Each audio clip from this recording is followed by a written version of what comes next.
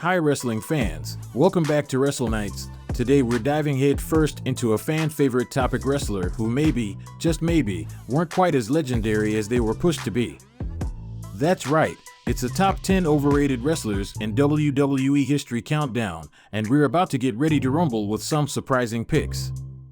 Let's get started. Number 10, JBL. JBL being the champ was kinda puzzling. He had it for a long time, and his new character was super interesting. He became this really annoying guy you love to hate. But here's the thing, most of his fights as champ were just okay. Except for a couple, they weren't anything special. And it's weird that he stayed at the top for so long after that. WWE kept saying he was a big deal, but many fans didn't think he was that great in the ring. It felt like they were trying to tell us he was awesome when he really wasn't. Number 9, Psycho Sid. Sid rose really fast in both WWE and WCW. He went straight to the top and became a champ quickly. But let's face it, besides being really big, Sid wasn't that great at wrestling. His matches weren't memorable, and he wasn't amazing on the mic either. Compared to other wrestlers at the time, it seemed like he got too much attention. He was strong, but there were better wrestlers who deserved the spotlight more.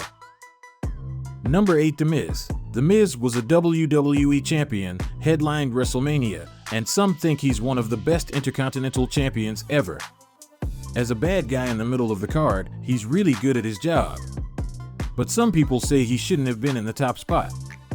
The Miz has shown many times that he's not as good in matches as other top WWE stars. Sometimes, it seems like he's gotten even worse at it. His career has had its highs and lows, but those who think he should have had more chances in the main events might be mistaken. Number 7, Bray Wyatt. Bray Wyatt's potential has always been a tantalizing what if in the world of professional wrestling. Fans and pundits alike often compared him to The Undertaker, a legend known for his larger-than-life character and captivating aura. There's no denying the passionate support Wyatt garnered. However, a shadow hangs over his legacy. Even with booking decisions that often left fans scratching their heads, Wyatt himself hasn't always been able to deliver consistently stellar performances in the ring. This disconnect creates a complex situation. Was he a victim of inconsistent creative direction, or was there an extra gear he just couldn't quite find inside the squared circle? The answer likely lies somewhere in between. Number 6, Triple H. Triple H is really good as a bad guy and a big star. But compared to other top wrestlers, he's not quite on the same level. He's won a lot of world titles, Royal Rumbles, and headlined WrestleMania many times. But some people think he didn't earn all of that. Even though he's a legend, WWE made him seem even bigger than he really was. A big reason for that might be because he's married to the boss daughter. Number 5, Hulk Hogan. Hulk Hogan is super famous in wrestling, and people went crazy for his matches. But he wasn't that amazing in the ring. He did okay with the simple stuff, but when you look at his matches in Japan, it's just basic moves, nothing special. Hogan became a big deal in WWE because they needed someone like him at that time. But in different times, he might not have been as successful.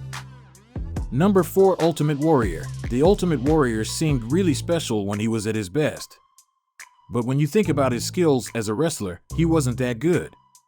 People liked his speeches because they were different, but if you listen closely, they were just full of common sayings. Warrior had a few decent matches, but he mostly relied on his opponents to make them good. And it's pretty silly that there's an award named after him in the Hall of Fame, considering his troubles outside the wrestling ring.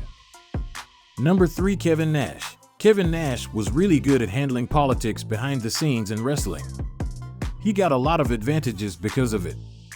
When he was in WWE as the Big Daddy Cool Diesel, Nash wasn't the best wrestler, but he became friends with Shawn Michaels, who had influence with Vince McMahon backstage.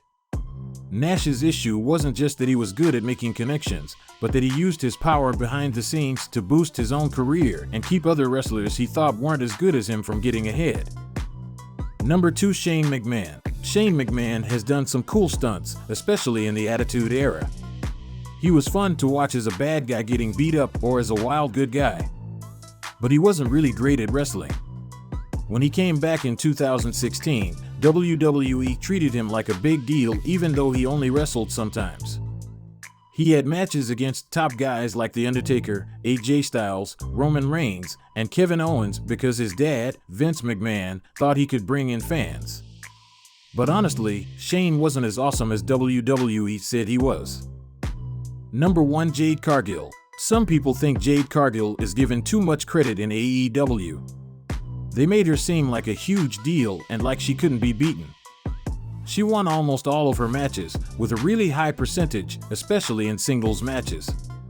She held the TBS title for a long time until Chris Statlander beat her recently.